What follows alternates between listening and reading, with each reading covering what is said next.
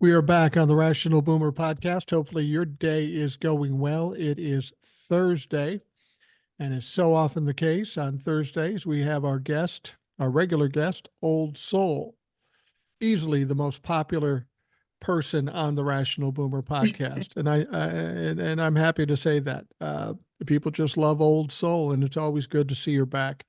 Um, One of the first things I was going to ask you about was we know about your work, and a lot of people have commented about it, about working with women coming to town that need reproductive health care, and you extend space for them to stay. Uh, you don't have anybody in the house now, but you've got something coming. You've got some young woman coming. Yeah, she'll be here Friday. I hesitate to say this is just like normal, but Yeah, from what I do, this is a normal situation. She's not young or anything. She's like in her mid 30s. And it's just something that, she has to do. She can't avoid to do it. But there isn't anything tragic about it, which to me, sometimes when I say that, it's pretty sad because you shouldn't have to leave your home. You know what right, I mean? Because it's easier to go through this like with your partner or, with your family versus in another state with a stranger. right. Um, but just seems to be kind of like the run of the mill healthcare. When I talked to her, she said honestly, she didn't know that like DNCs and stuff like that were even classified as abortion. She just thought that's just basic medical care. And Yeah, then she had a good point. Like every person knows a woman who's had to go through something like this if they haven't had to go through it themselves. It's just so common. It's just healthcare. She didn't think of it as an abortion. And luckily, she has people around her that don't look at it as an abortion either. yeah, yeah. I know my mom had a miscarriage back in the '60s, and the whole DNC type of thing was not that uncommon back in those days. Um, and now for it to be considered an abortion, that would be hair raising back in the '60s because abortion wasn't legal. Um, Thankfully, it's not as tragic as some of the stories you've told us about girls underage and sexual abuse and all those sorts of things. But in a lesser sense, it's still tragic that a woman has to leave her state to get the health care she needs. That in itself is rather tragic. Yeah. It, Yeah. it, Yes. I never thought that like for me, I was born where it wasn't an issue. You know what I mean? Like it was just, I don't know, it's just like a regular right, like a right to go to the grocery store whenever you want to. I didn't think of it as anything other than that, but it's weird to it's very weird to me to not have a right that you've always had. I don't know. I don't oh, know. well, that's what the Republicans are all Hopefully about, taking though, away rights. yeah, I really did like when Biden he's emphasizing on send me a Congress that will work with me to get this done. So he's making it about himself, but also the down ballot races as well to keep that in the forefront of people's mind. Because I really do think when it came to 2022 in the House, that wasn't as big of an issue as it should have been. Like if people would have known that they would just block anything that tried to be progressive in any type of way, I think that it could have been different. Even though it was a red trickle, I do think that if we would have known then what we know now, it would have been a different situation. And we wouldn't have to go through what we're going through with the House right now. It's just insane. Yeah, there are a lot of people, Republicans, that will try to place blame on Joe Biden. Well, why didn't he do this? Why didn't he do that? And the fact of the matter is, the president has only so much power. He can't do it if he doesn't have Right. support in the House and the Senate. And on top of it, if you've got the other party doing everything they can do to obstruct you, then it makes a tough situation. You can hardly blame Joe Biden for not not getting some of these things done, like for example, the loan forgiveness or that sort of thing. It's not like he didn't try. It's not like he isn't still trying. The reason it didn't happen is solely because of the Republicans. Right. I think that we need in our school system, something we need to emphasize more is government and like economics, because there's a lot of people that don't understand that there's three separate branches of the Right. government. Joe Biden can't just roughshod and do whatever he wants to, the same way that Trump can't do that. So even though he's out there telling them, I alone can fix it, when I Right. get into the White House, I'm going to do X, X, X, X, and X. And people are just like, oh, yeah, he could do all of these things. If he could have did all of those things, he would have did it the first time. It's a reason why a lot of the stuff he couldn't do. And so a lot of people, they just don't understand like the basics of government. And I do think that we need to kind of ramp that up in our education a bit more. Because I think when I was in high school, I did government over summer school. I didn't even do it like throughout the school year. I Right. just did it in summer school and just kept going.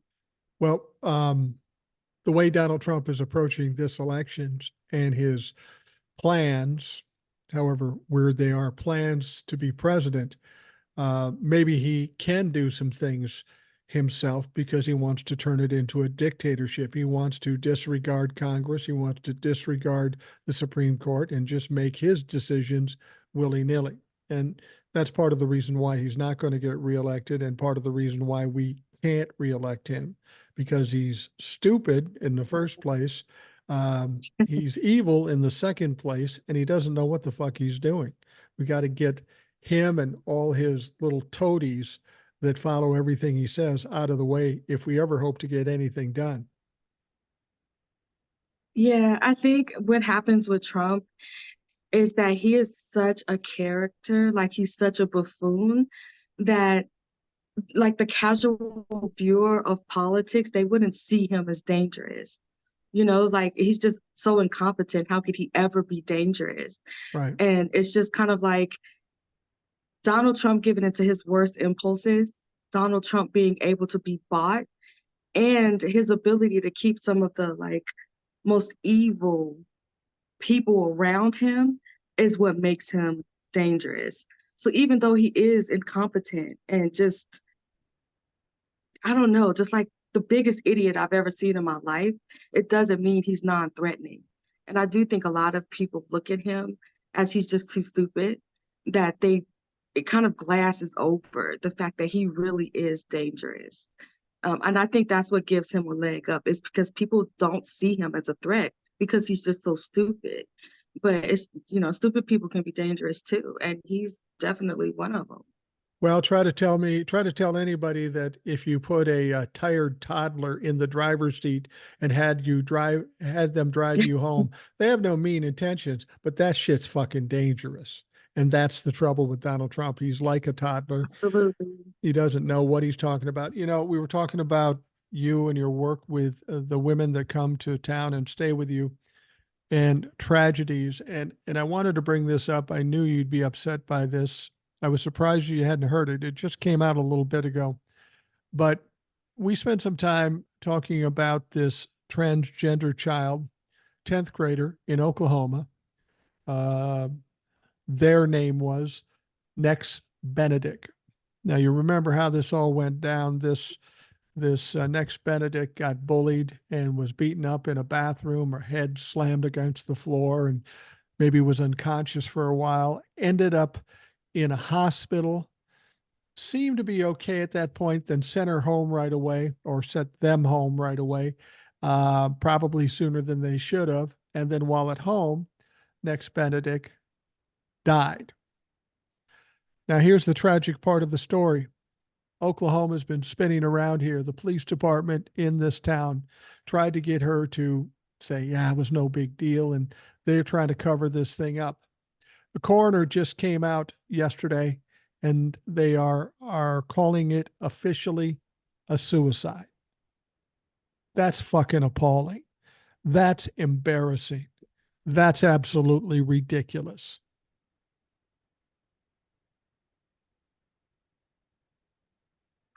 Like you told me right before we came on camera, and I was shocked, and I'm still shocked.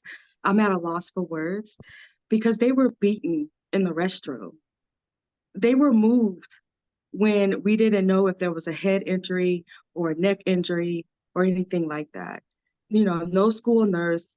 This is a school of adults, so they should have basic first aid skills.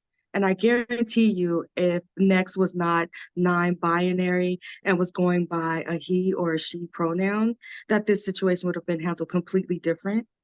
But to watch this person in this condition or this child in this condition without getting any immediate emergency care, and then going to the hospital and the hospital doesn't do anything about it.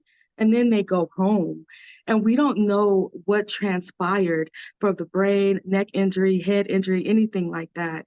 And then just to say that this was a suicide I is don't even know how baffling you, to me.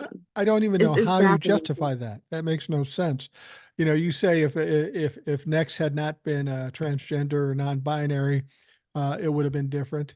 It would have been vastly different too had the attackers in that bathroom been girls of color, of any color. It doesn't matter, Hispanic, Black, Absolutely. Yeah. Asian. It would have made all the difference in the world Mhm. because it would have been uh, women, girls of color attacking a white girl, assuming Nex wasn't transgender.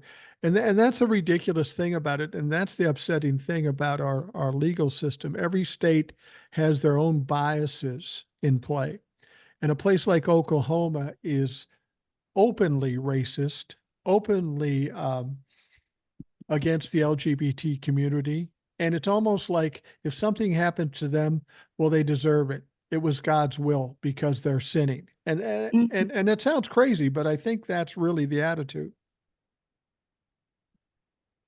It is. And even from what I've read, and I would trust Nex's family to judge their character more than anybody else, saying that they were a fighter, they were scrappy. You know what I mean?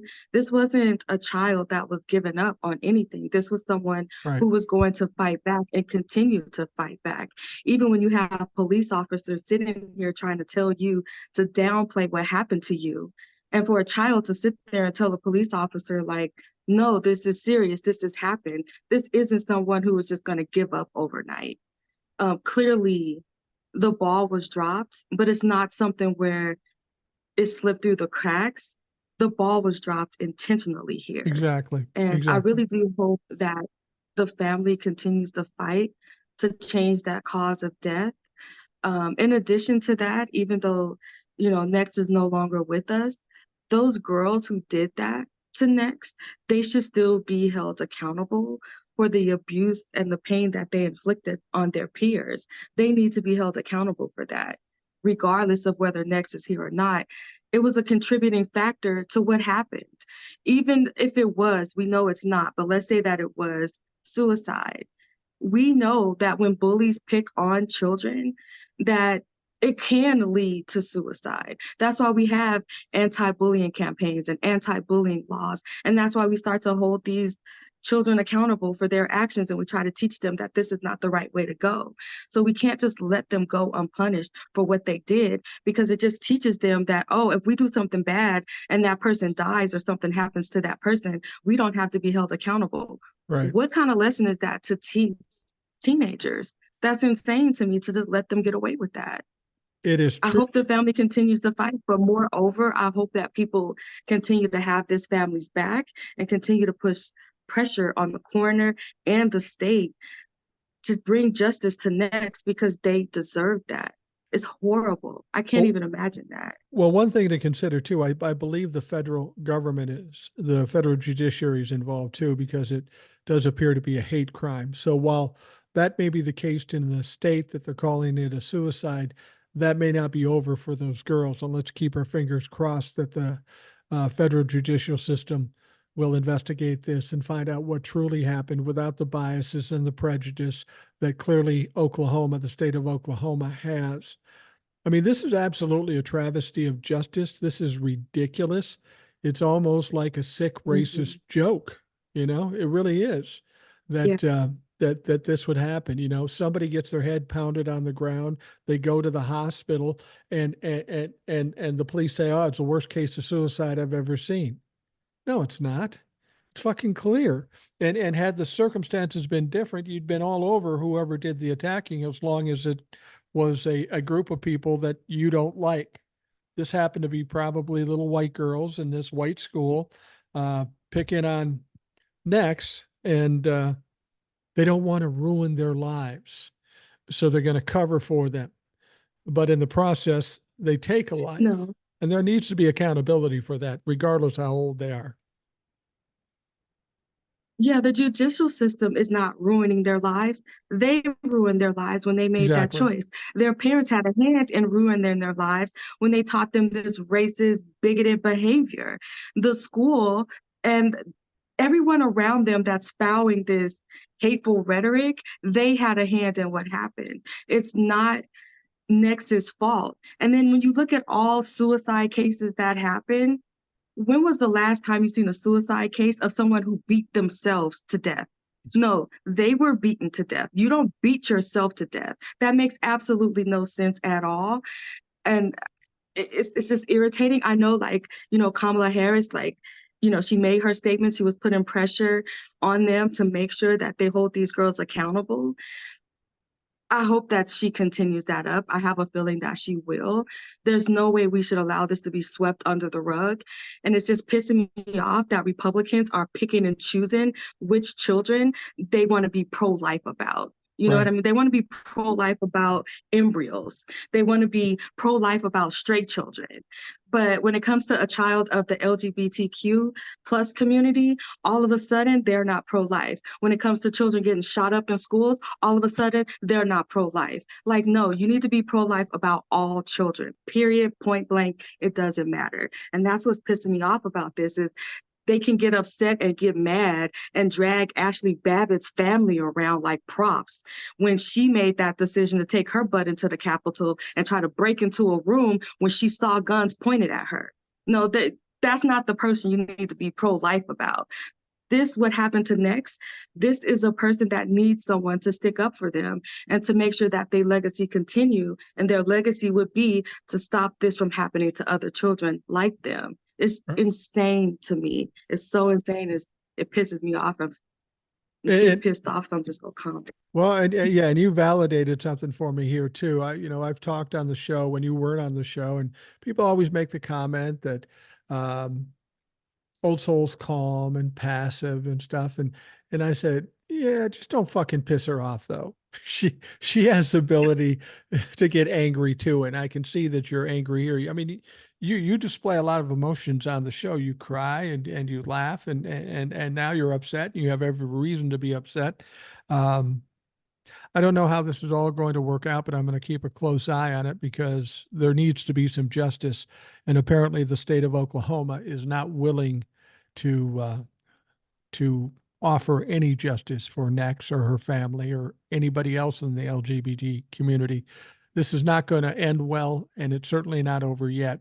Uh, Probably not on a federal level. I want to move on to something a little lighter, something that's also upsetting people. This may or may not make a difference to you because you're really not on social media, but we got this big thing going on about TikTok. You know, Yeah. how they want to cancel TikTok. They went through this one time before. It went to the House of Yeah. Representatives. They needed 2/3 to vote against it or vote to ban it.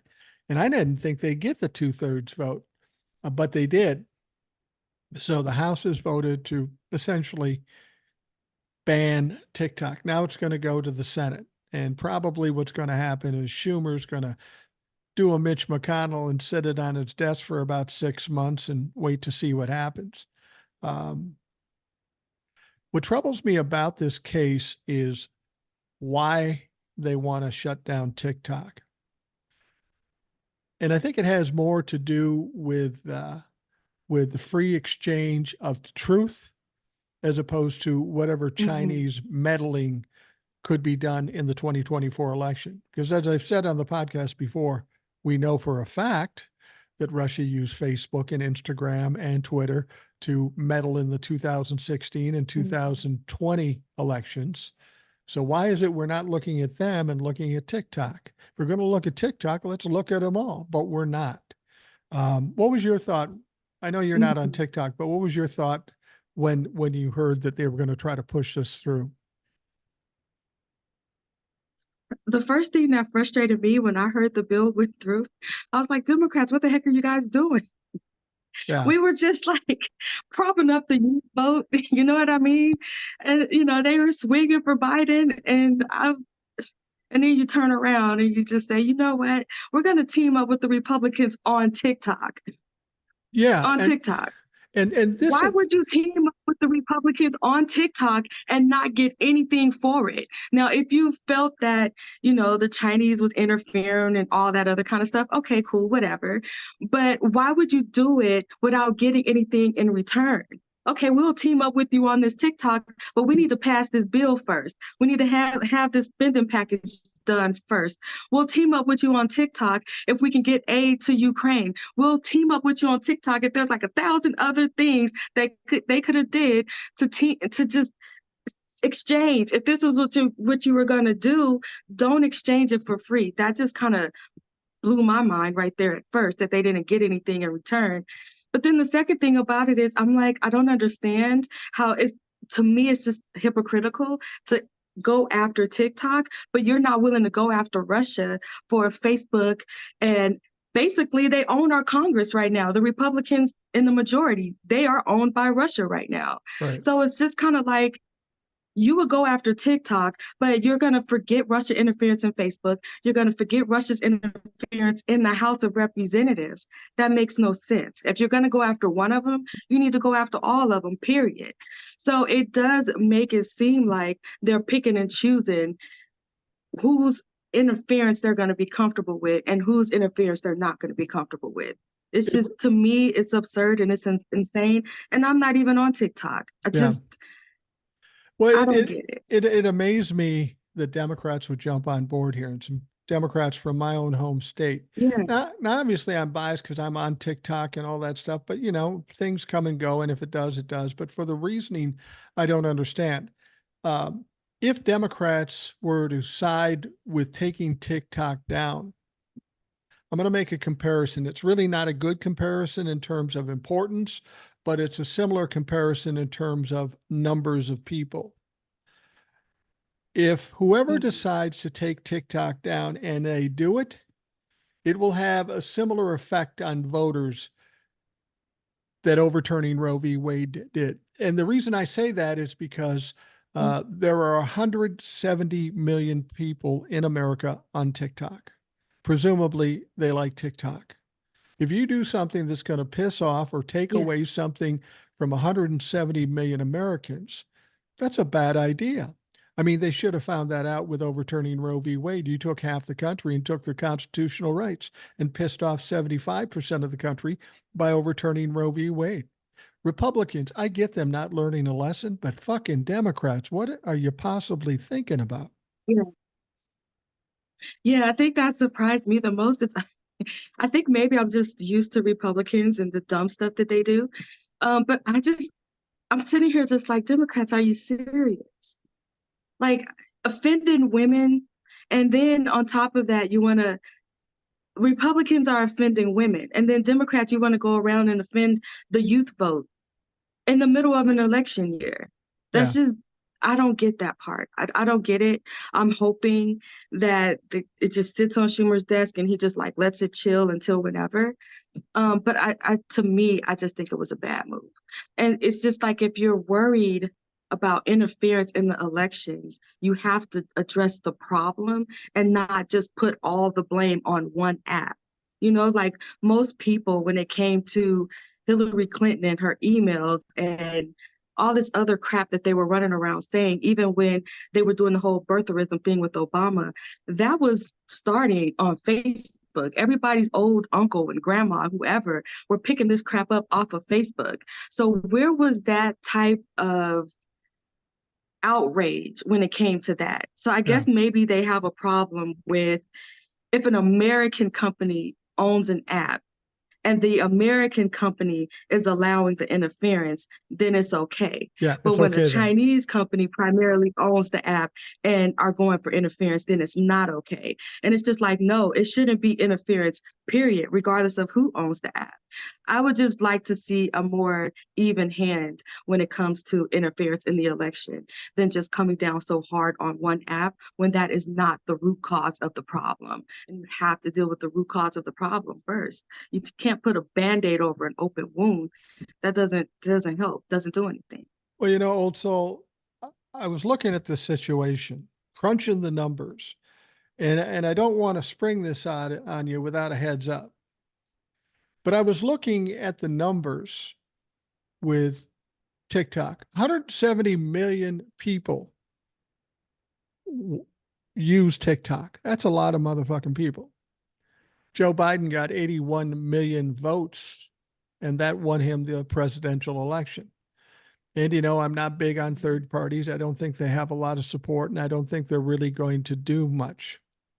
But if we've got Republicans and Democrats coming at us about TikTok, and once they come at TikTok, they'll come at other stuff, I'm thinking maybe we start a third party called the TikTok party.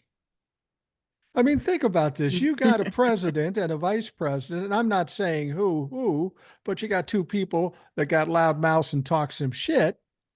If you got two people running for vice president and president on the TikTok party, and only half of TikTok's users voted for them, they'd be right in the fucking mix. And maybe, Yeah.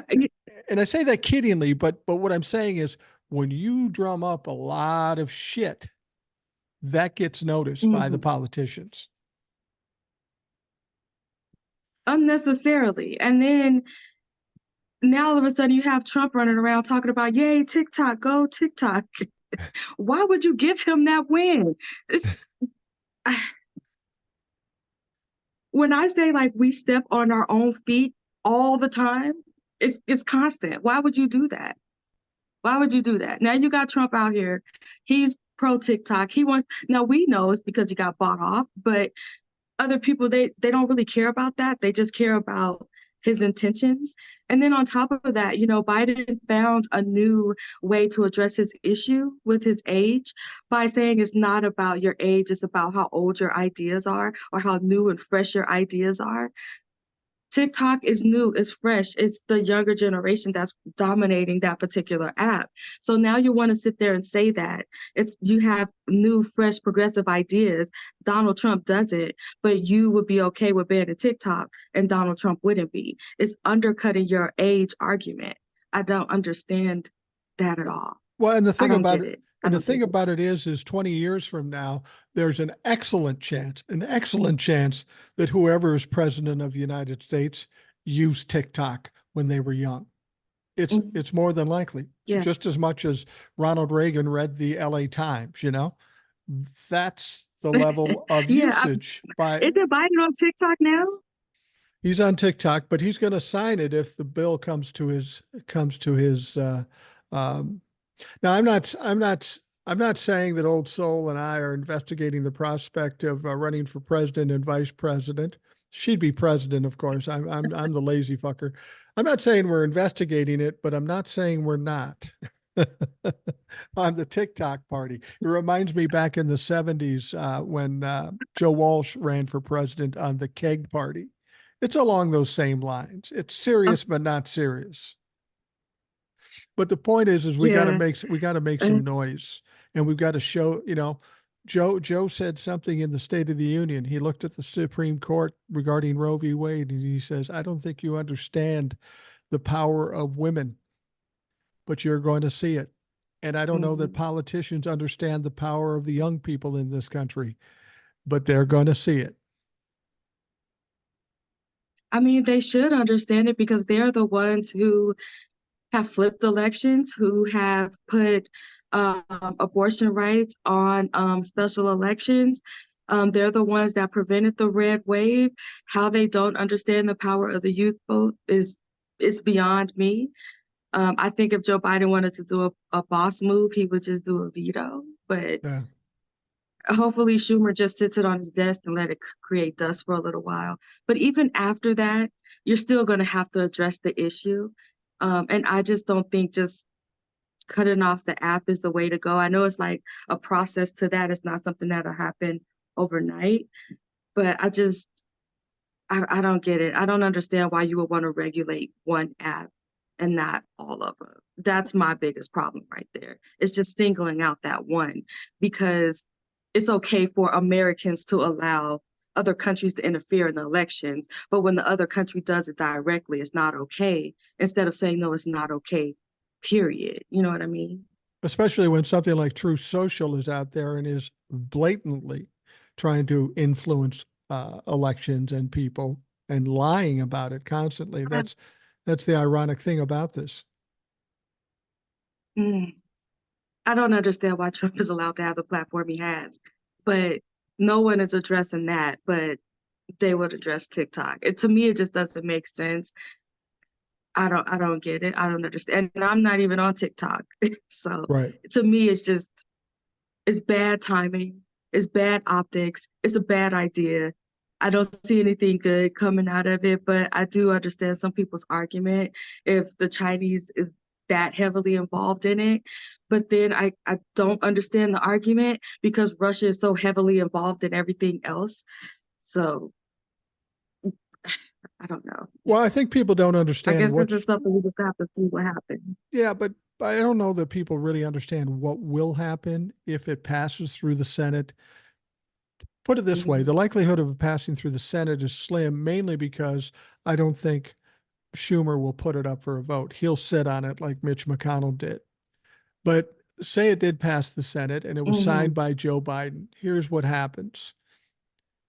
You got 5 or 6 months to divest the company, meaning sell it to an American buyer. Now, who that would be or if that's even possible. After that, if they don't have a buyer, they stop them from being able to distribute the app in the Apple store or the Android store and all that stuff. That's all they do. You can't get the app anymore, meaning no new people are going to be coming into it. It doesn't mean they cut off people Mhm. using it. I mean, people using it can continue to use it as long as they got the app.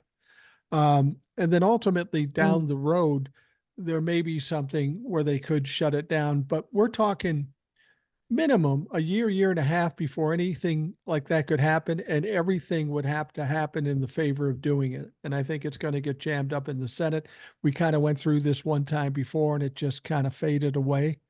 There's no value in Congress, Democrats or Republicans, shutting down TikTok or even saying they're going to shut down TikTok before the election. There's just nothing to gain and everything to lose. Yeah, to me, it's just such a missed opportunity for the Democrats. I mean, it really is when you're coming off the back of the State of the Union. You know, Trump came out saying there's ideas about cutting Social Security. Okay, so now we're looking at, the Republicans' core base and telling them that Republicans want to take away their income. Okay, cool. So we got that. We already were, getting the youth vote on our side. We're just like racking up wins and racking up wins. And then you got to come and just take a L for whatever reason.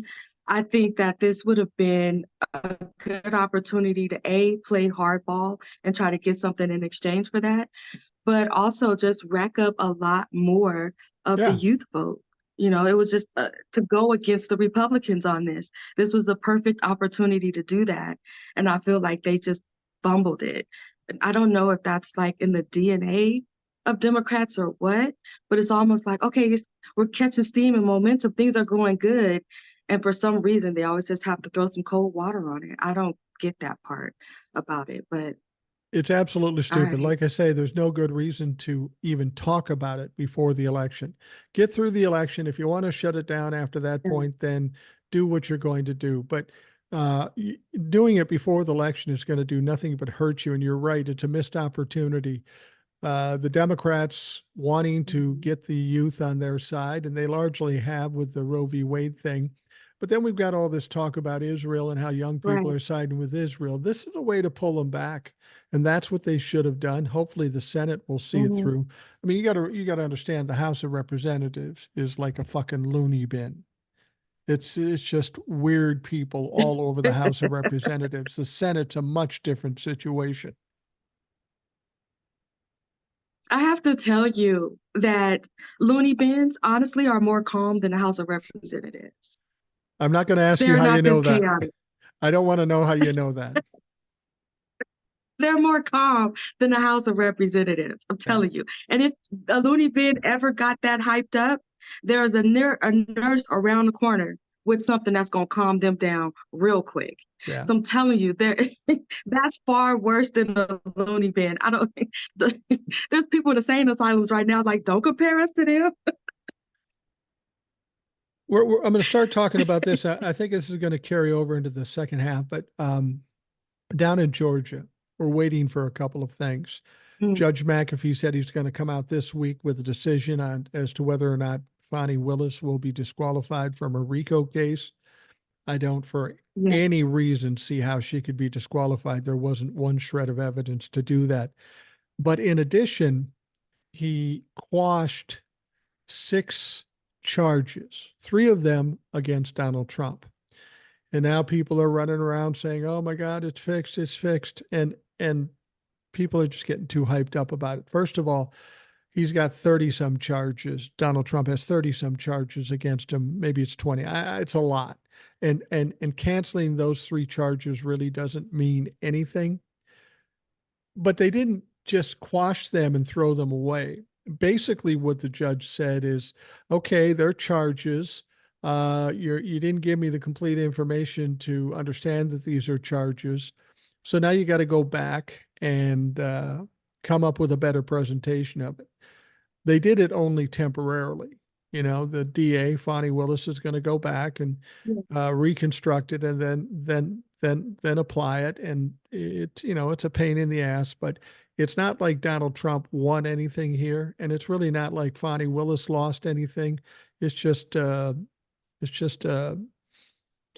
a delay, because it really won't be that much of a delay. It won't slow anything else down. It was just kind of a misstep that has to be fixed. It's not a big deal. Yeah. Do you remember like the last time I was on and I was saying that he was pushing the trial back until after the names were printed on the ballot? Right. And that's because he was running unchallenged, but now he's challenged. Right. So now he's going to have an opposition on the ballot now, right? Right.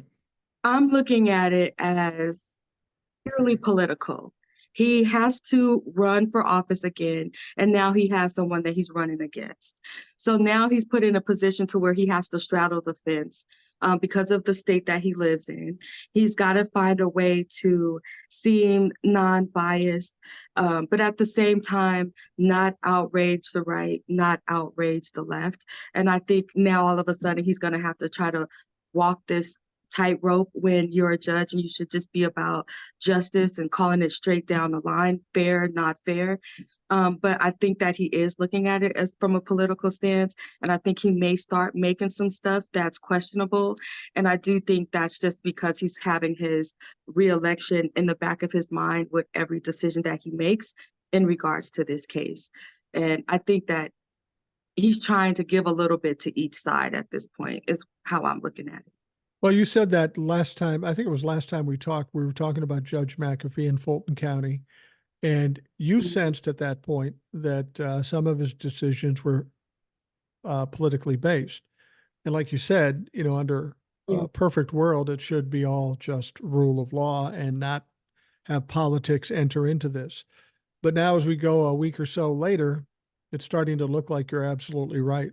This guy is trying to cover his ass, politically speaking. That doesn't suggest that he's going to side and kick out Fonnie Willis or give the win to Donald Trump.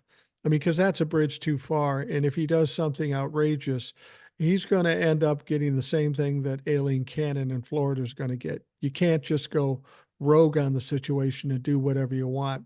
But he does appear to be trying to balance it a little bit. Yeah. Mm-hmm. I think that's what he's trying to do. And I've already when I saw that before, okay, yeah, he's supposed to have a challenger. So things are going to he's going to start changing just because it's political. I don't want to see that in a judge, but it's not the world we live in. And I do think there's going to be some other rulings or decisions that he makes where people are just going to question it. But I know that each time he makes those questionable rulings, the Republicans are going to be all hyped up, yay, yay, yay. Democrats are going to be stressed out. But I do think those are just going to be maneuvers for him so that he can win his reelection. I don't think he'll give the case away. I just think that he's going to give Republicans a reason to keep him on the bench versus putting somebody else there. And I think he kind of has to toe that line. And I think that's what he's doing. And I think some of the rulings that's going to come as a result of that, I think that's just going to be what it's going to be. The same reason he allowed them to have that, for lack of a better word, kangaroo court that they had up in there. That's the only reason that he did that. And I think we're just going to have to kind of like brace ourselves for some of this stuff that's coming out and not get discouraged. Just know the reason that he's doing it and then just kind of roll with it. I don't see him, just completely overturning it and completely dismissing everything against Trump. I don't see that happening, but I do see him making other decisions because of it. Are we in agreement that there's no way he disqualifies Fani Willis? I think this ruling about these 6 charges kind of indicate that Fani Willis is going to be around to take care of this situation if she has to update some of the stuff she's got to supply to the judge. But I don't believe it's even going to be close to her being disqualified. Do you get that same sense?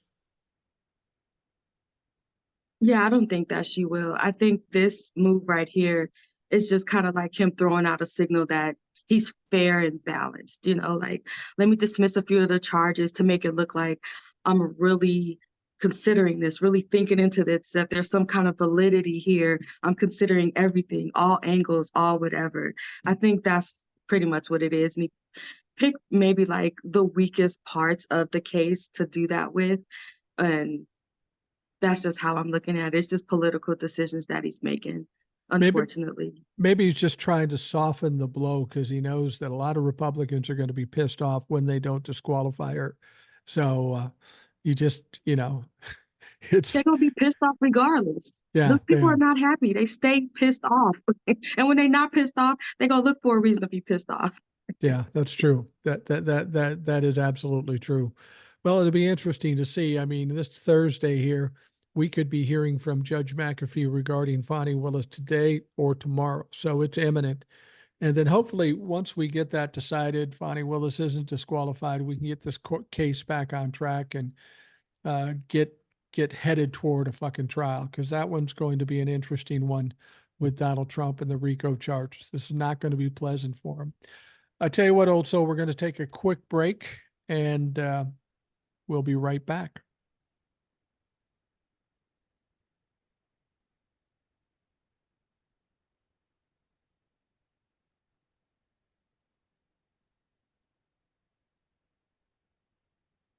We're back on the Rational Boomer podcast. Old Soul joins me as she does commonly on Thursdays.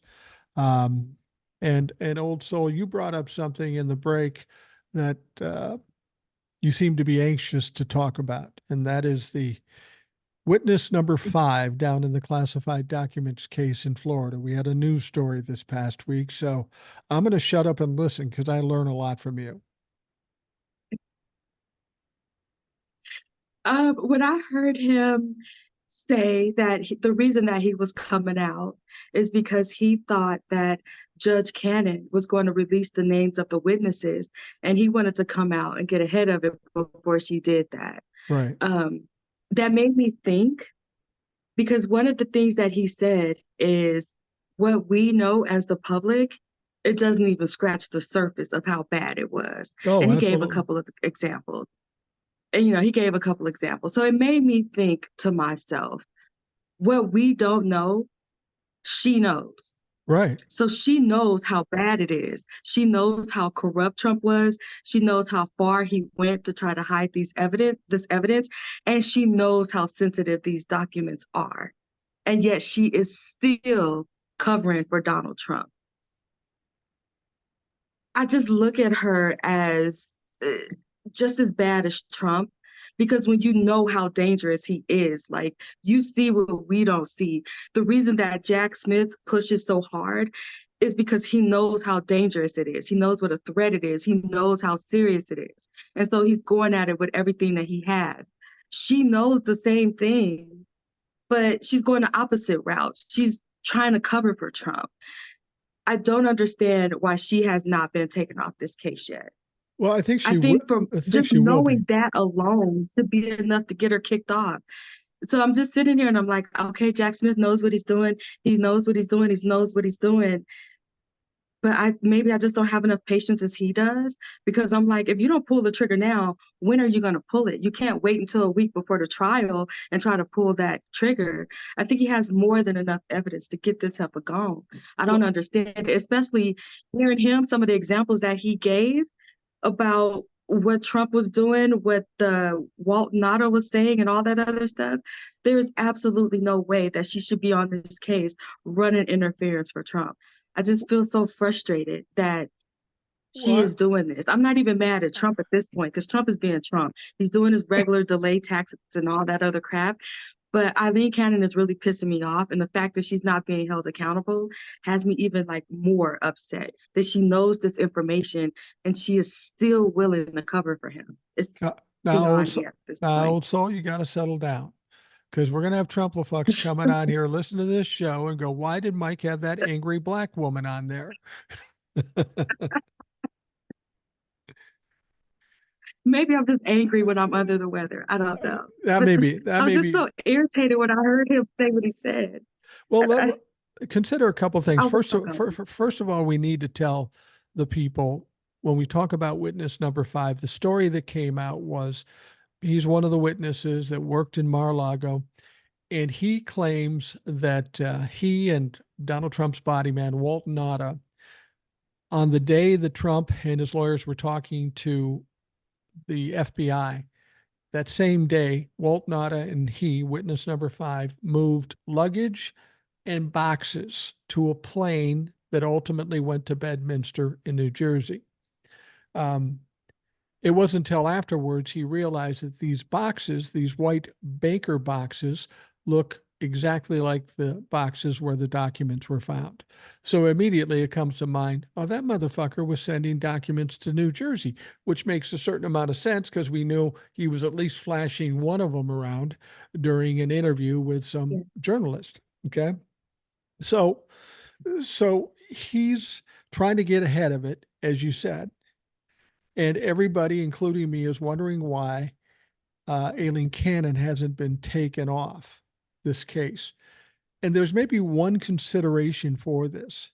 Let's say Aileen Cannon does get taken off the case.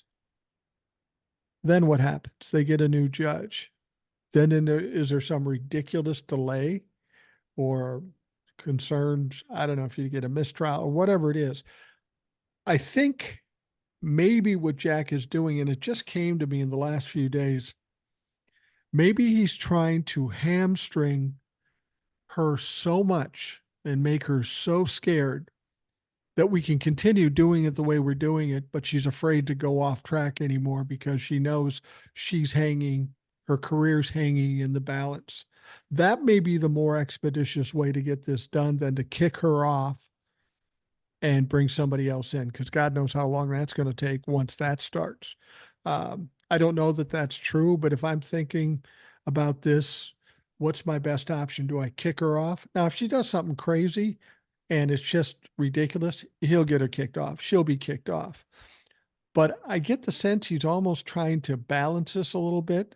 Let's get her in my power so she doesn't go off track, and we'll use her all the rest of the way. I don't know if that's going to work because she's not smart enough to pull that shit off.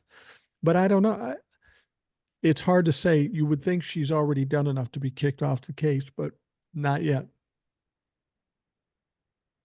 I mean, I look at her as a willing participant, like she's aiding and abetting in this crime.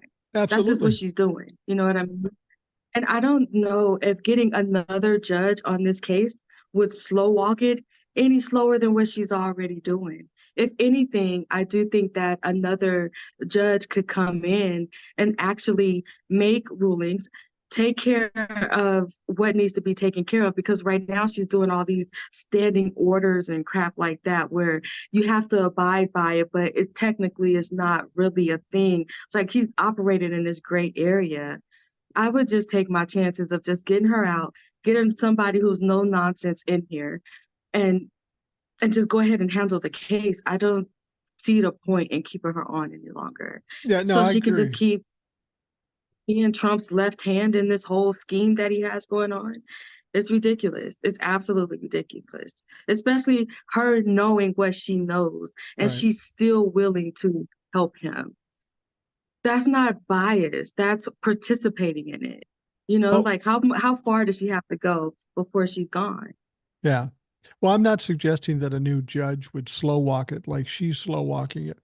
I'm just wondering if we get a new judge, how much time does that judge need to get up to speed to be where she is right now as far as knowing and exposed to all this stuff? That's what I'm saying. That's a way to say, okay, we need 6 months for this judge to get up to speed to take over this case. That's what I'd like to avoid if possible. Do you trust her with No, sentencing? no, no, nothing at all. No, I mean, it goes to the other thing I've said too is with the Manhattan District thing happening here in 10 days, um, it really doesn't matter if the documents case comes before or after the election. Donald Trump's not going to win. And what happens in the Manhattan District and with Letitia James' money disgorgement, he's going to be done pretty much anyway. So it's really not going to make a difference, I don't think. Um, but I think Jack Smith has in his head, we got to get this done. We got to get this done. And it's becoming less likely as time continues to go on. So he may be still thinking about, we got to get this thing on pace and get it moving quickly. I just don't know, with as much as she's done to this point, they've waited too long to kick her out. They should have kicked her out from the beginning and just got somebody good from the start. That would have I been the agree. smart move to do. Yeah, and I'm not understanding why he didn't. I'm pretty sure there's some strategy in there. Or maybe he could be looking at it as a point to where if you have someone who has helped Trump to this amount, it would lessen his odds of an appeal, because Yeah. he had a judge that was sitting there helping him the whole way. And then, maybe it'll take away the talking point that it was a Democrat judge or a Trump hater or whatever that Trump likes to say. So maybe it takes away that talking point. Maybe it's better for, when he tries to appeal, it lessens his chances of overturning it. That's the only thing that I could think of that he could be coming from. But I just kind of feel like I really don't care what the Republicans are Yeah. going to say, because they're going to talk trash regardless. So it's just like they're going to talk trash regardless. Who cares? There's nothing that you can do other than let Trump walk that will satisfy these people. Nothing. Right. Well, and I think part of it too is that old saying that you hear, especially when we were talking about indicting Trump, if you're going to shoot the king, make sure you don't miss. And I think part of that is what's going on in that court case in Florida. She is the judge, whether we respect her or not. She is the judge. And if Jack goes after her and either fails and she stays in, that could be devastating to the case, having pissed off the judge against the entire prosecution. So I'm sure he's a little conscious about that and maybe a little nervous about that. I mean, there's a lot of gamesmanship here, and thankfully, Jack Smith seems to be very adept at gamesmanship. But there's a lot of things in terms of evidence and in terms of what's going on with Jack Smith that we just don't know. Just like you said, I think when all this stuff comes to light, we are going to be fucking amazed. Yeah, that's true. That's true. Because even like with witness number five, I just, like he was so confident, like, y'all haven't seen nothing yet. Like, this is nothing. He was very adamant about that. Like, you have no idea how bad this is. And so I'm just sitting here like she knows this and she's still contributing to this crap. I don't like it. I don't like it at all. I don't like it at all. Well, we got that warning before too, if you remember, way back in the grand jury in Georgia. Remember that kind Mm, of odd foreman from the grand jury came out. She basically said, "You have fucking no yeah, idea. It's yeah, crazy. It's crazy." And I think that yeah. it will be crazy. Now, the question I have here too is there's another option for Jack Smith. If in fact there were classified documents sent to Bedminster and they can prove that, Mhm. obviously you'd want them to do a search, but maybe they did a search. We don't know for sure. Because the only reason we know about the first search is because Donald Trump is a dumb fuck. The FBI wasn't going to tell us about that search. Donald Trump did, and maybe he learned a lesson. But if there are classified documents in Bedminster, either now or at one time, that opens up the possibility of an entirely new criminal trial and a new jurisdiction and a much friendlier jurisdiction. Because let's be honest, he's got what 40 boxes down in Florida, and they're talking as many as 15 up in Bedminster if witness 5 is right. Whether he gets convicted of 40 or Mhm. 14 boxes, it's all the same fucking punishment. If he had 1 or 10 documents, it would be enough. So maybe there's an indictment coming with the Bedminster situation, and they can justify putting it in court in New York or in New Jersey or what have you, and just sitting on the Florida one. Because either way they get them, it's going to be bad. I don't know. I presume they've got to be looking at Bedminster as a possible another crime scene, given all that's went on. Yeah, that's a good way to look at it because it's like, hey, how do we know they didn't raid? Well, I don't want to say raid, but execute a search warrant on Bedminster because we know Trump only says things that he can twist that'll benefit him. Um, so I mean, it's possible that that was a low key thing that nobody's speaking of. It's kind of hard to believe that though, because Trump, he has the biggest mouth ever, so I don't see him keeping that a secret. Especially when he's angry and frustrated, the first thing he's gonna do is take his little thumbs and tweet or whatever it is that he does. But then the other thing could be it's a backup plan. You Yeah. know what I mean? So it's kind of like in the true crime community, when we see a guy who's committed 10 murders and then the prosecution takes him to trial for 5, just in case he gets off. Okay, we still got these other 5 that we can try him with, and we can learn from the mistakes of that first trial. So we still can get him. So I mean, it's still possible that it could be Jack Smith's backup plan. That's still possible. I just kind of feel like it's wishful thinking. I don't know what to think about that Yeah. because I don't see why they would just let him keep those documents at Bedminster, especially if those documents were like the worst of the worst. Like they were so important that those are the ones that Trump was like, hey, we got to get these out of here right now. You know what I mean? So, and then it also could be the classification of those documents and what's in them, especially if witness number 5 is like, oh, yeah, those were the nuclear ones. You know Right. what I mean? I Right. don't see them just allowing for those documents to stay there. You So there brought up is stuff going on that we just don't know about. you brought up Mm, something, and a while back, some people made some comment about, maybe people of Trump ilk coming after you and threatening you and you doing all that stuff. Um, you brought up your interest in the true crime shows and all that kind of stuff. And anybody who wants to give um, Old Soul shit, I'll just tell you this: between Old Soul and my wife, they have watched and listened to so many true crime shows. They can kill a motherfucker and get away with it. They know how to do that shit. So don't sleep on Old Soul or my wife. They will get in your shit and nobody will fucking know because they know all the games. Um, I think I might be worse than your wife, though. I think you are. I mean, my wife is pretty I think scary. so. I'm not scared of anybody except her. Um, Yeah. but I'm sitting several states away, so I feel pretty comfortable. But like I tell people, Old Soul's a very nice, compassionate, soft-spoken woman. And I told my wife this. I go, I don't think you want to piss her off, though. Shit could go south real quick. I mean, I moved on up to the east side, but I'm still from the hood. There you go. That Yeah, absolutely. You don't fuck around here. It's just not. It's not like you're dealing with a shrinking violet here. That's not the case. You know, when we talk about all these cases and whether they're going to happen before the election or after the election, and everybody's real concerned about this, it's my contention that the 25th of March is going to be the most devastating day for Donald Trump.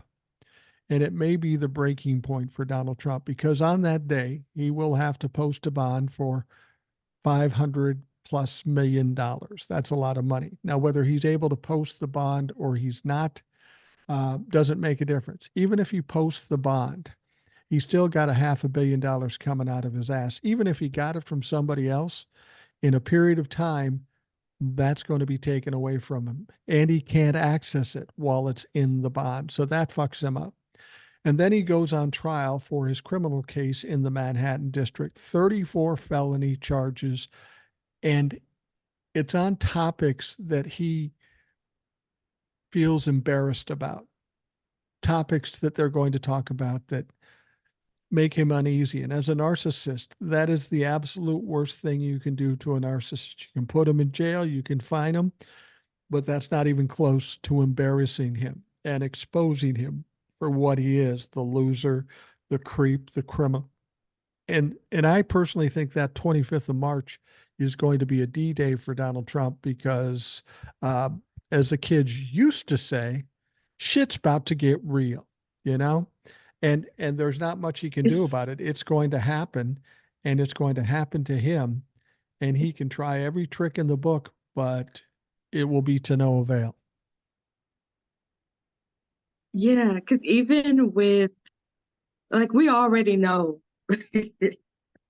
that they get ready to just run the RNC into the ground. Right. Well, yeah, exactly. It's not even gonna be money there to, there's not gonna be no meat left on that bone for them to pick. None. That bone is gonna be clean, clean, clean, clean, clean. There's it's not even gonna be enough money in the RNC to save him. Nothing. I'm sorry. I just think it's so funny that they gave the Trumps the RNC. That is the funniest thing in the world to me. Well, That is so funny. and the first thing they do when Laura Trump is the co-chair, first thing they do is they fire 60 people and they end a bunch of contracts. They're trying to get it down to bare bones so all the money goes to Donald Trump. Now, the problem with the RNC, they don't have a lot Yeah. of money. They're having trouble fundraising. And now that Donald Trump took over the RNC, people are saying, I'm not giving that motherfucker money. So they had trouble fundraising in the first place, but now they're going to have even a tougher time. But the best part of this is that Yeah. Trump will drain it and he'll get a little bit of money. But that means the RNC is not going to be able to support representatives in the House, senators in the Senate, legislators in the state, governors in the state. The very job that they're there for. It's not just for the president. They can't do any of it because Donald Trump will have sucked up every penny. I think that this is something where they can practice what they preach. You know what I mean? Yeah. Like when it comes to like minorities and other groups that they don't like, it's always just kind of like, you don't get handouts. You just kind of have to deal with it, pull yourself up by the bootstraps, make something out of it. Well, I think that's what they're just going to have to do. All of these down ballot races, suck it up, buttercup, figure it out. That's what you've been telling us to do. That's what you need to do. You need to fund your campaign. You need to figure it out. Get out there and knock on doors, do some small dollar donations, whatever it is that you have to do. But I don't like Kim Buck, but he No. makes a good point when he talks about the candidates that they put up. You know what I mean? Like they put up the craziest candidates ever. So now you're going to put up these crazy candidates and you're not going to have no funding to help them get anywhere. So it's already bad enough that they're crazy, but at least when they had Herschel Walker, at least he had the full weight behind him, pumping money into his campaign, even though Trump was grifting off of him. But you still have the RNC and everybody else throwing money in to try to get him into office. Imagine Herschel Walker, as psychotic as and abusive as this man was, with no resources. He Yeah. wouldn't have even made it as far as he did. The only reason he was able to go that far is because the RNC and the money that they were pumping into that campaign. So, and especially what's that guy, the black guy in North Carolina, the real cuckoo one? But What's he the gonna do? He don't have any money. right. I'm They trying to never think of his name. is He he the one running real for governor? crazy. He's the one running for governor Yeah. who said he wants to go back to the Hmm. time before women voted. Yeah. Yeah, he's got a shot. Not even in North Carolina does that This is motherfucker have a shot. I was always taught like people like that, oh, they just got a few screws loose. I don't even think he has screws. No. There's, I don't know what's going on with this dude. But I He- can't say anything though, because he was the lieutenant governor. So he was elected once. So I guess I can't underestimate the crazy. It's just that when it's this much national attention on him, that could be his downfall. Because he's already lieutenant governor. So we do know that he has the capability in that state with those ideas to get elected. But on a national stage, I think that could be his undoing. Well, there was I another think we'll have to. politician out there, and this will go over big, I'm sure, because we've already done this once and it failed miserably. But what he's saying is that you we should outlaw alcohol unless you distill it yourself. So that means if I want to drink alcohol, I got to make the alcohol myself, and then I'm okay for drinking it. Otherwise, it should be illegal. Didn't we go through prohibition once, and didn't that get overturned because it was a dumb fucking idea? It didn't work. And this is the Not shit they're only coming up that, with. not o- not not only that, but I have an uncle named Cletus, right? Of course you do. Have you ever have you ever drank moonshine? I have not.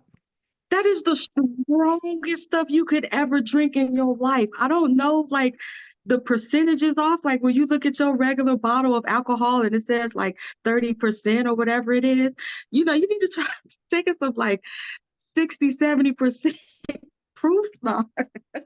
I tell you this though. If you want to get rid of alcohol, you don't tell, and then especially in red states, when you get in them rural areas with them hicks and them good old boys and they moonshine, people are not going to be able to function. They are going to be on their butts. I don't think telling people to make your own alcohol is the right way to go in this situation. You No, need to regulate it and make sure that people are not going to be dying from alcohol poisoning, passed out in the street. Make your own. I've never ever drank moonshine, and I'm probably thankful for that. Now that said, I did kind of have a lost weekend when I was 18 in Hudson, Wisconsin, drinking Everclear. Now I think Everclear is even a little lighter than moonshine, but Jesus Christ, I should have quit drinking at that point. That was crazy. But my point is they keep coming out with this antiquated ideas like it's new and people are going to be all over it. Let's overturn abortion. Now that's not going to work. And then you get this woman, Katie Britt, that comes out, does the response to Joe Oh Biden's God. thing. And this woman was made a fool of over and over. The only thing she was excited about, I heard this, the thing she was excited about, yeah, it was really bad, but they got Scarlett Johansson to play me. That was awesome. But she keeps doubling Why? down. Why does she allow herself to be used in that way? Not only that, but okay, so I like a Southern accent, especially when you have like those little cute old ladies with the, hey, honey, hey, sweetie, it's so cute to me. Yeah. And for me, for them to take away her accent and make her sound like a robot, I don't know what was going on with her, but it's just kind of like she would have had more luck. Even if you did put her in the kitchen, that's disrespectful enough. But even if you did put her in the kitchen, at least allow her to use her authentic accent and talk to people normally. Yeah. Like I don't understand why they wanted to take away her accent. Who did they think they were appealing to by taking away her accent? It's just kind of like they want to program a woman to look, sound, walk, talk, act the way that they want them to. And I think maybe it was just so artificial and fake because that just was not her. That was the cringiest thing I've ever seen in my life. I was watching it and I was like, ugh. Like I just felt so bad for her because I'm like, oh, this is not gonna go good. And then it's just kind of like, the men who put her in this position, they're not gonna come out and speak up for her and go to bat for her. She's on No. her own when this happens. Sure enough, she was on her own. So Well, in they fact, couldn't put her like the story before she did it, I think she had a sense that this was. I really think they made her the scapegoat or the sacrificial mhm, lamb, because if you look back at Republicans who have given responses to states of the union, it's never gone well from them. You remember, um, who's the guy? The guy down in Florida, the senator. Why can't I think of his name? He was it took Rubio? The Rubio. one with Yeah. the water? Yeah. He went over and got the Yeah. water and shaking and stuff. And, every time they look bad. And apparently before this response that she gave, she was a little upset because she'd seen some of the past people giving responses. And I give her credit for being smart enough to check into it. But apparently she was kind of weeping and talking to Mike Johnson prior to giving the response.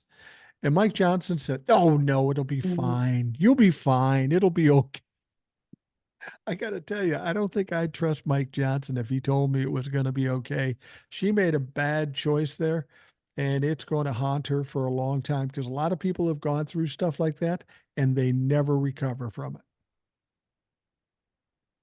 Who would trust Mike Johnson with knowing how to interact with anyone, let alone the general public, right? Yeah. Like that's just stupid. I just, but I understand why their responses always come off weird and odd and just disasters. It's because your response is supposed to combat what the president just said at the State of the Union, right? Right. So what did Joe Biden do? He came out and spoke for women's rights. How do you combat that? As a woman in politics whose name is nothing to be played with. So how do you sit there and combat that? You can't. Yeah. When he comes out and he talks about, the jobs that he's created, how do you combat that? You can't, you know what I mean? So if he would have came out and he would have just said something that was just completely insane that nobody was on his side about, that's easy to combat. But you can't make an argument against something that a majority of the country is for. So when you have 75% of the country that's for women's rights, you can't come out and make an argument against that. So Republicans are put in this lose-lose situation when it comes to combating what it is that Joe Biden said. And they put someone in that position who they were willing to sacrifice. And we knew they weren't going to sacrifice a man right now, not in this current climate. So No, they had to pick a woman to do it. And she was, I guess, drew the short straw or whatever. she did. What I don't understand about women in the Republican Party who are in positions is they know what it's like to be in these sexist environments. And they go through all of that and they build themselves a platform. And when they get there, they're willing to buckle and just allow these men to tell them what they can and can't do when not listening to them is what got you to the position that you're in right Right. now. So Right. why would you get to that position and then just crumble? It's like when you get to that position, okay, now it's time to hold your own, not crumble. But I guess when you're within that party, it's not an option. But then I guess it is an option if you crazy because Marjorie Taylor Greene, she don't crumble. She doesn't, you know what I mean? So it's kind of like it's different rules for like kind of the sane women in the party versus the crazy women in the party. When you Right. crazy, you could just do and say whatever you want. But if you're not, then you have to listen. It's so backwards. Well, I think with Republicans, I was talking about this with Jace yesterday. It's all about the personality of the person. If you're loud and in Mm, people's faces for whatever reason, people will respect that in the Republican Party and support that, no matter how crazy that person is. Now, this young woman was a freshman senator, a little more demure than Marjorie Taylor Greene, but let's be honest, a rhinoceros is a little more demure than Marjorie Taylor Greene. So, I mean, that's not even a comparison. But that's why I say she was a sacrificial lamb. They had to put somebody up, and anybody with any brains going, I'm not fucking doing that. And she did it. Right. She wasn't properly prepared. I mean, somebody in the Republican Party should have listened to her speech beforehand and go, yeah, no, we're not doing that. Pull it back a little bit. But apparently they didn't do that. They just let her go and let her crucify Republicans herself. listen to a woman? What? I know that's hard to She imagine. had an idea? Yeah. Well, now, now we've got it's official. Both Donald Trump and Joe Biden have enough delegates to be the nominee come um, Mhm. their convention. I still don't think Donald Trump will hang on that long. Um, but what happens when he does drop out, when he does get forced out, whether he's sick or has a mental breakdown or he's in jail or whatever he's doing? The Republicans are in a bad situation. They've really got nobody to replace him.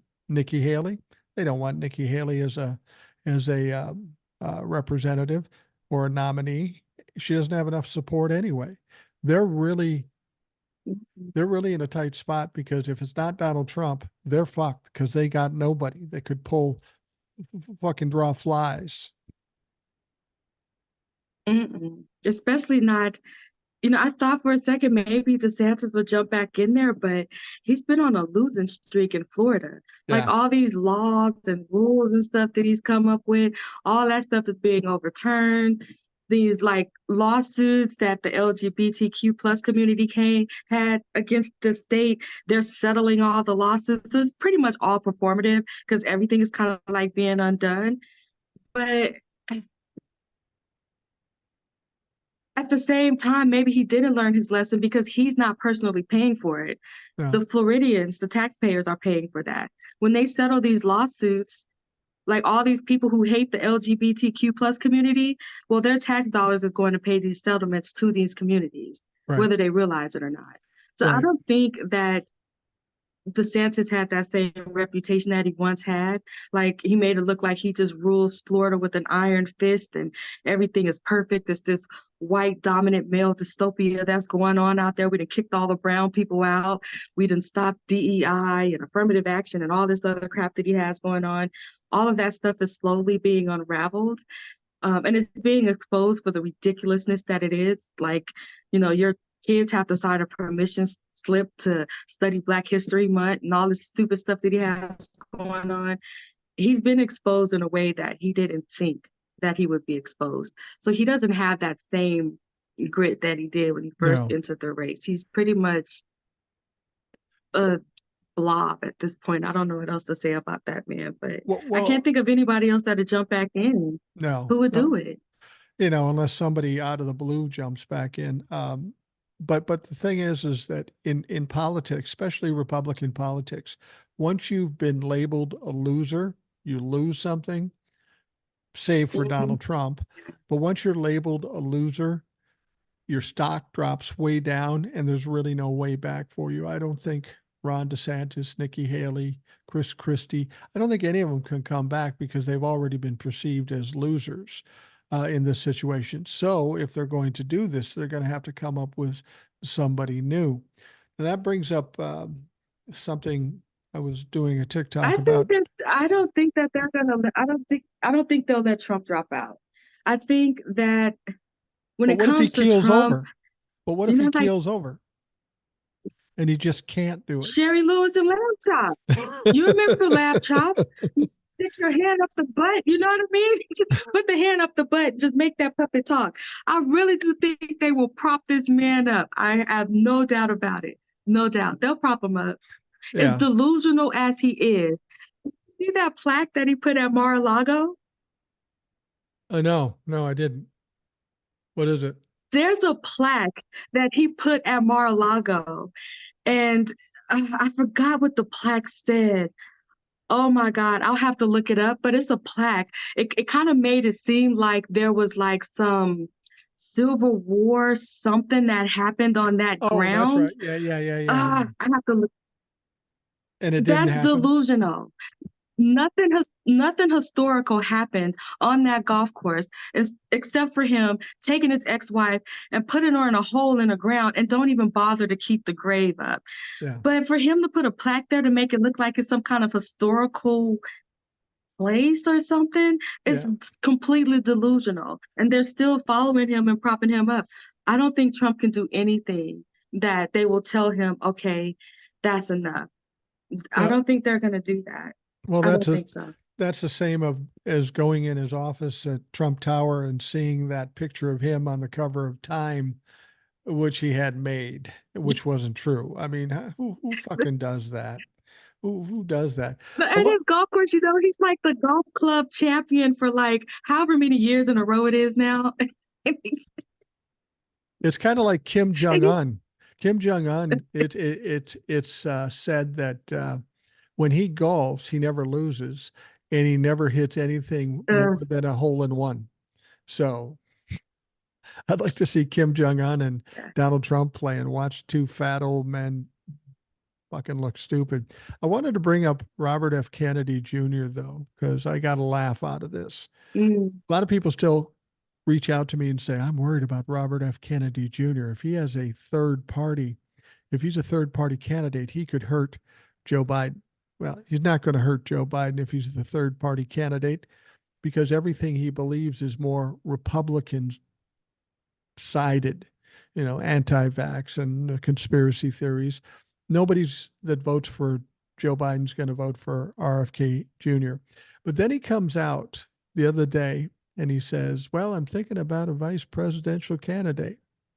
And his two choices were Aaron Rodgers, the New York Jets quarterback, and Jesse the Body Ventura, who was the governor of this state for a while.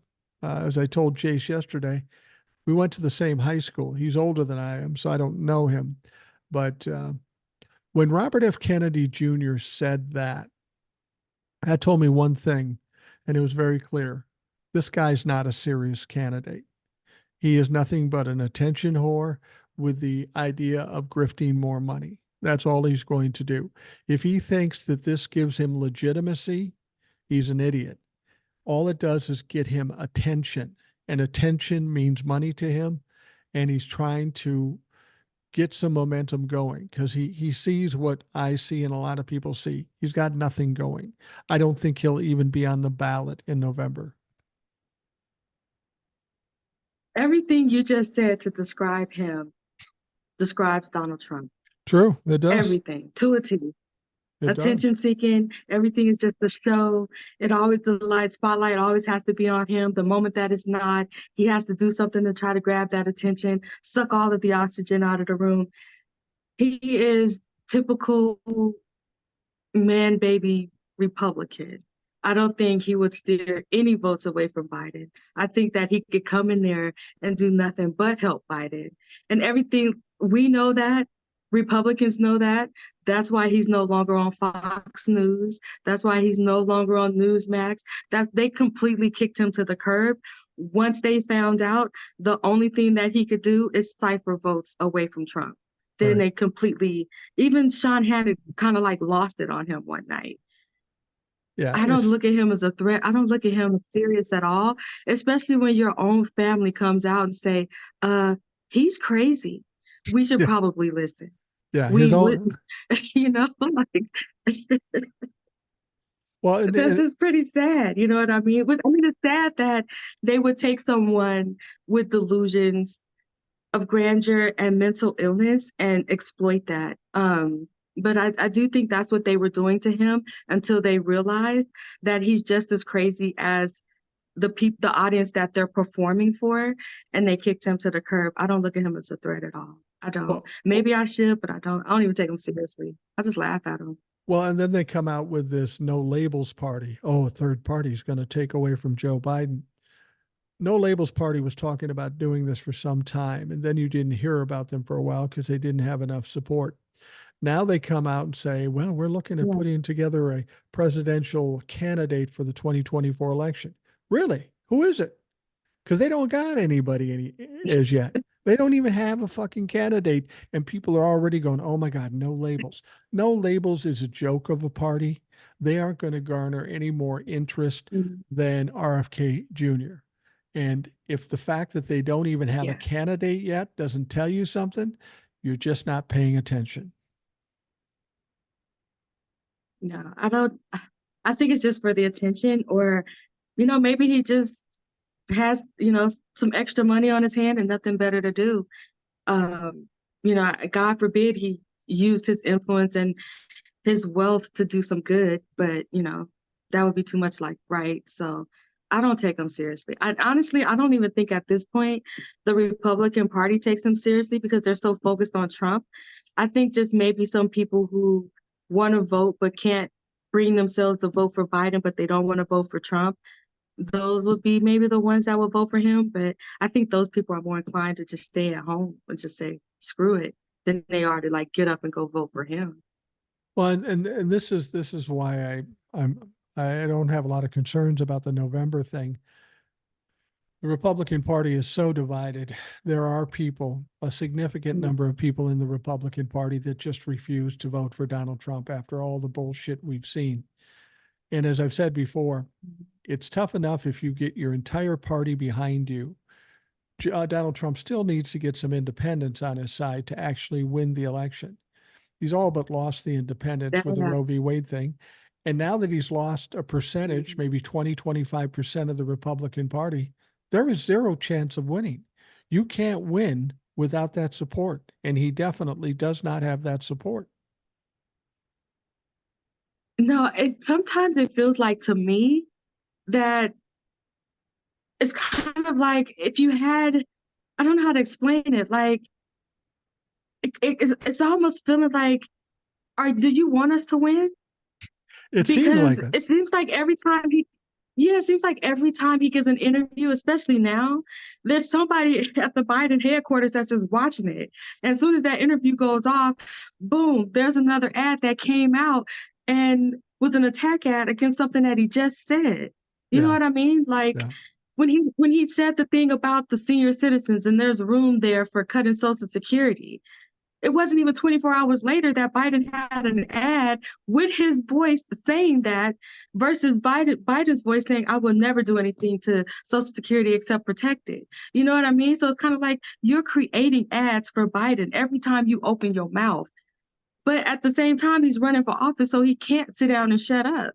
It's just maybe he should just stick to the script, but I know he can't focus like that. So I don't know. When I think about Trump, I'm amazed that he's made it as far as he has. I'm Absolutely. amazed. I really am.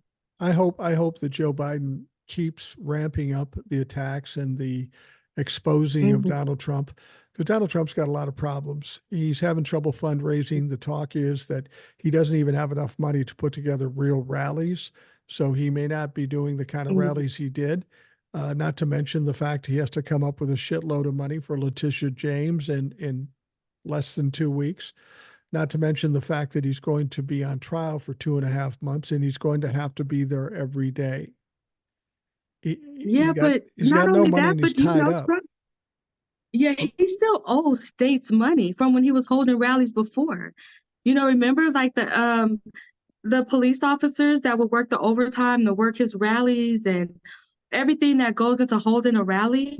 Like he's like the only president that left behind debts in states where he didn't pay for his rallies at. Right, right. You know what I mean? So, like, even if he could hold a rally, could he hold a rally when he owes them money?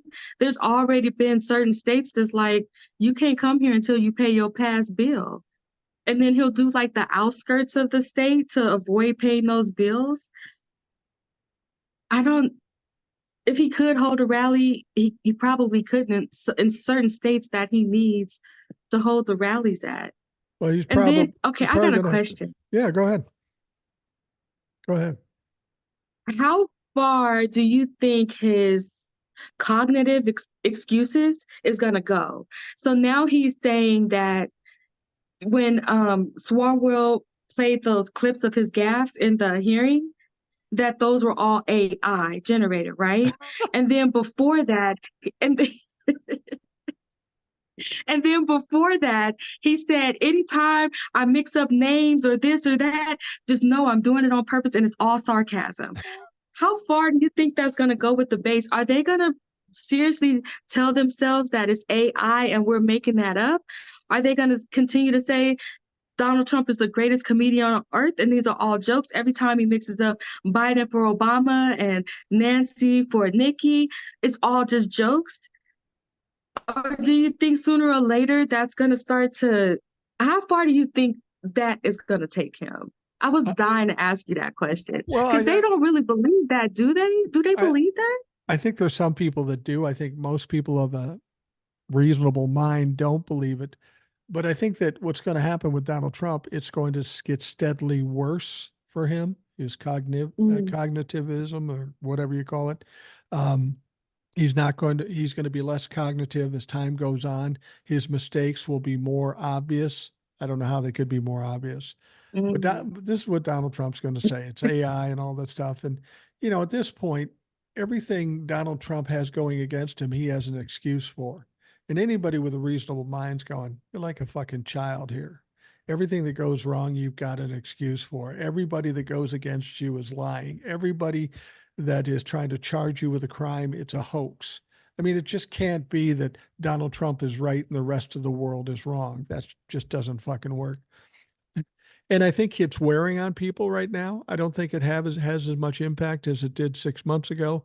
And I think it's going to have even less impact 6 months from now. So, he's grinding these people down to a nub, and eventually even the dumbest won't be able to believe this shit.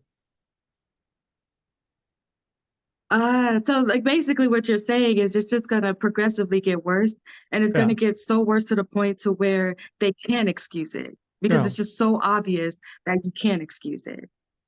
No, I mean, if I were the Democrats right now, I would Mm, buy national television time to give speeches and just gift it to Donald Trump. yeah. We won't even be there, Donnie. You can say whatever you fucking want. Just go on MSNBC and tell your story. Here you go. Here's the money. That fucker would eat that up. And I know as people would say, oh, no, Donnie, don't talk. But Donnie can't help himself. He's going to talk. Donnie's going to be, I mean, isn't that what they always Yeah. said? Just let Donald Trump be Donald Trump. I agree with you. Let him be Donald Trump because he'll fuck it up for you. Yeah, now that he's backing TikTok, he's bought and paid for, do Yeah. you think they'll be able to? I was wondering this, don't ask me why, but I was like, man, what if they like, since they paid Trump, what if they tell him like in that contract or whatever deal that they made that he has to do like TikToks or whatever to promote the app? I'm like, what if they put him on TikTok? Like Yeah. all this weird stuff is like going through my head. So, because to me, the more Trump is out there, the more people get to see how demented he is. I don't think putting him out there is a bad thing. I think people need to know what he's saying, what he's doing, and how far gone he is. I was thinking about that too. Like the more exposure for him, it does nothing but damage him because he can't help but say the darndest things. I'll put it like that. Donnie says the darndest things. Yeah. Well, Darndest thing. I've often said that the reason he became president is because of how much exposure he had on television. That gave him some legitimacy, and people didn't really know who he was, so they just saw this guy on Mm, TV all the time. It's ironic that exposure on television and the internet will be the thing that brings him down. It's the one that rose him up to be mm, president, and it'll be the thing that brings him down. It just goes to show that he's some kind of idiot savant that can attract attention on television. There is yeah. there was a movie well before your time. It was called Zelig, and he reminds me of the character played by Woody Allen in Zelig, because Zelig in the movie was kind of a mentally disabled person. He was kind of quiet, kind of thick, and we don't know what was wrong with him, but all he did is watch TV.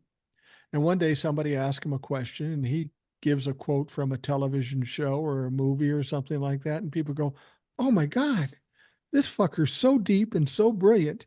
So from that point, maybe it's not Zelig, maybe, I don't know what it's called, but it was Woody Allen. And this guy kept spewing shit that he was just repeating from movies and television and all this stuff. And people thought he was brilliant. And I think that's what happened to Donald Trump when he first got in there. He said things that triggered people and said, yeah, I want to fight back against the government. And they believed him. But he didn't know what the fuck he was doing. He lucked into this whole thing. You can't really call it luck now Yeah. that it's going to be his undoing ultimately. But for a time, he flew a little high and got his ego stroked. But as the case with all narcissists, they always come crashing down. And he's crashing right now. Right. Yeah, because I mean, there's only so far that one win can get you. You Yeah. know what I mean? Because I was looking at it, I'm not like a sports person, but the analogy that I was looking at is like, let's just say you were a sports team and you won your first game, but you lost every game after that, but you were still bragging about that first game and how you're the best team on the planet. But it's like, okay, but you lost all of the other games. You only won this one, and you didn't even win the playoffs because, you got to keep in mind that he lost the 2020 election. But So they it's just kind of cheated. like, how far them dang refs. They screwed me every time. Yeah, I don't know how. I'm hoping that maybe a 2024 loss would allow the Republican Party to say, maybe this isn't the team that we want to bet on any longer. Like, we've lost enough money on this team over here. But then, I mean, I don't know, what do you do at that point? Because they've allowed themselves to be infiltrated by the Trumps, especially with the takeover of the RNC, the party, the House. They got them in the Senate now. They're just like, I don't want to compare them to roaches, but they're like everywhere. You know what I Yeah. mean? I don't know how far they can ride that. So I think that maybe they'll be seen as a losing team after 2024. And then it takes a lot to rebuild a team after that. So I think they're going to be irrelevant for a while. Well, And I'm kind of happy about that.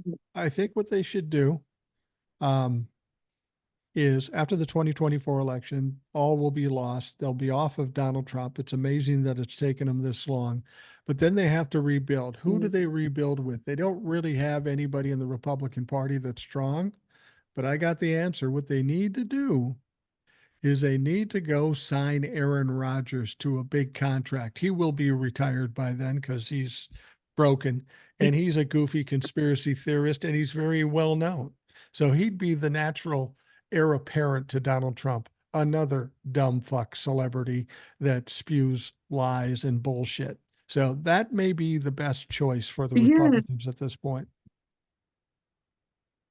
I think because so they have, like, I would call them like the sane people where I disagree with them on policy, but they're not like the devil, like, Mitt Romney or whatever. Yeah. But then you had the crazy people who lived in reality, like Kim Buck. Like, he's crazy. He's Yeah. really crazy, but he was able to acknowledge reality a little bit. And it's like when the crazy people are saying, this is too crazy for me, and then they leave, like there's nobody left. And I was getting frustrated with Kim Buck because people was just saying, oh, he's principled, he's an old school Republican, blah, blah, blah. And I'm like, no, he's crazy. He introduced articles for VP Harris to 25th Amendment Biden. Right. He's Right. crazy. Yeah. He's really crazy. And then some of the stuff that he believes in is crazy. And I don't think he went out on principle. Like, one of the first thing that he said to Caitlin Collins was, I'm third in the House, and I still haven't had my chance to talk yet. So it just seems like his level of crazy was being outshined by the next level of crazy, and he Right. couldn't take that. And so he dipped out. So it's kind of like, how do you pick up with what's left over? Or maybe all of the crazy people living in reality, maybe they come back and try to rebuild it. I don't know what they do after that. No, I But I don't. do think that's a personal problem for them to figure out. And I don't have any ideas for them. The one No, time I don't have no ideas. I don't know what to tell you. You're on your own. well, there was some talk about Liz Cheney. There was a story that says she Oh, hasn't decided whether or not she'd run in a third party. And she said, I will not run in a third Yeah. party if it's going to help Donald Trump. But if someone of normal mentality, presumably, ran and stole more Republican votes, knowing she wasn't going to win, but just to submarine Donald Trump, that's a possibility. I don't know if it's a good idea to make it more confusing because there's still some Democrats that think, oh, Liz is nice.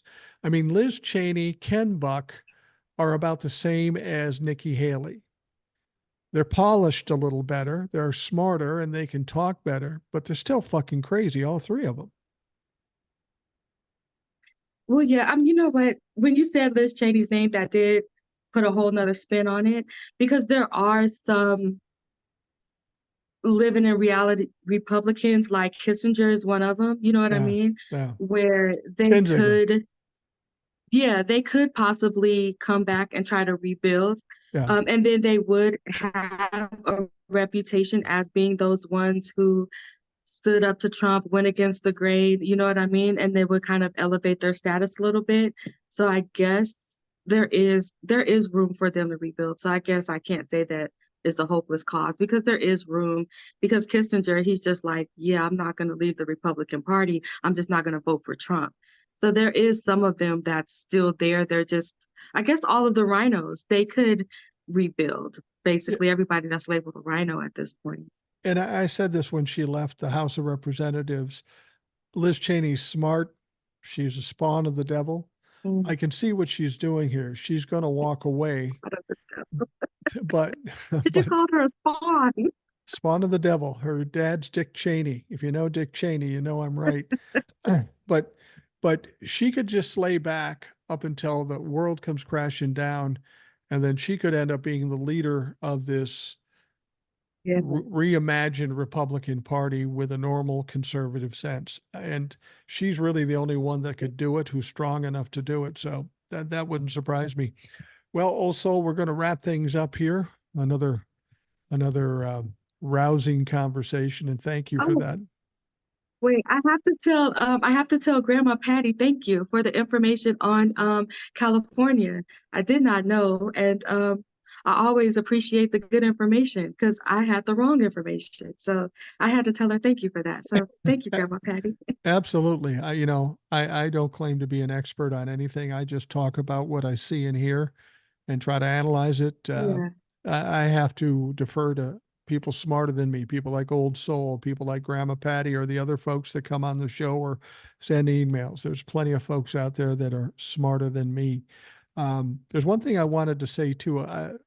I got some kickback on the podcast yesterday, I think, or the day before. I was talking about Beto O'Rourke with Chase because he's from down in Texas. Mm. And I said that, Beto O'Rourke, I like Beto O'Rourke. I think he would have been a good governor, a good senator. I think he could have done either of those jobs without question. But he's lost two high profile races. And my fear Mm. with him is that as a candidate, he's been kind of tainted, and the perception is that he's a perennial loser. He's not, but that's how people would perceive him. And I got some woman came to me and says, if you're going to keep talking bad about Beto O'Rourke, I'm just going to be gone. And I said, well, then you better go because pissing people off is kind of my hobby. And and so, and she said, well, I didn't mean that. And she seems like a very nice lady. I understand she's loyal to Beto O'Rourke. I just want to make the point. I wasn't talking shit about Beto O'Rourke. I'm talking about the whole marketing of a candidate. If you've got a candidate that's lost two races, whether they are close, that's where Stacey Abrams is in that situation too. We got to somehow kind of rehabilitate her because she's such uh, a great politician, and Beto is a good politician, but that perception is there, and we Yeah. got to somehow fix that. And that's what I meant when I was talking shit about Beto. I wasn't talking shit about Beto. I was talking about the whole game of politics. Yeah, I think that there's a lot of candidates that we would look at and just say, this is a great person. This person has great ideas. They can do X, Y, and Z. And I do think that he was one of those people that could have brought people together in that Absolutely. particular state. Um, both the Democrats and Republicans. I really do think he's the person that could have brought them together. But when I look at that situation, I have to say for myself, that's not a state that I'm living in. So those political dynamics with him losing twice back to back, especially in something as important as that state, for whatever reason, that state and those people, they don't think that he is it. For whatever But the reason is, that's not what they want. And when it comes to voting, we have to respect what the people want. And for yeah. whatever reason, they don't want him. So we have to try to put somebody in his place that they do want, that they can accept. Personally, I don't know what the problem with him was, or maybe he could have just came off as maybe too good of a guy, because I don't know, for whatever reason they want somebody who is a little bit more dirty, because Well, maybe you just have to be. I don't know what the issue was with him, but for whatever reason, if they're not voting for him and that's not what they want, we have to respect that. We have to figure out what they want, and then that's the candidate that we have to present to them. I think the problem there isn't Beto, it's Texas. Mm. Texas is a weird place for any number Yeah, of reasons. But if you're going to win in Texas, you've got to put somebody up who can win. And I don't know who yeah. that is. I'd love to see Beto run against Greg Abbott again and win. But I don't know that that's going to happen. We've already seen Mhm. that TV show and it didn't work. And as much as I hated it and as much as I supported Beto, it didn't work. So we've got to figure something else out about it. Now, there you go. Now, here, you sucked me into this, old soul. Now I'm talking shit about Beto. And this woman is going to go away mad because I'm talking shit about Beto. I'm not talking shit about Beto. I'm Okay, talking so shit about maybe Texas. she could look at it from this vantage point, right? Okay. We all look at the Republicans and we all say, why are you still following Trump? How many races does he have to lose before you say, you know what, this isn't the candidate? Right. Better or worse, he's already lost 2 races. How many more races do we have to say? Does he have to lose before we say, you know what, maybe he's not the candidate for Texas? It's better us realize that after he's lost twice than for him to run 3, 4, 5, 6 times and continue to lose. If we Absolutely. just have to acknowledge reality that for whatever reason, that's not the candidate for Texas.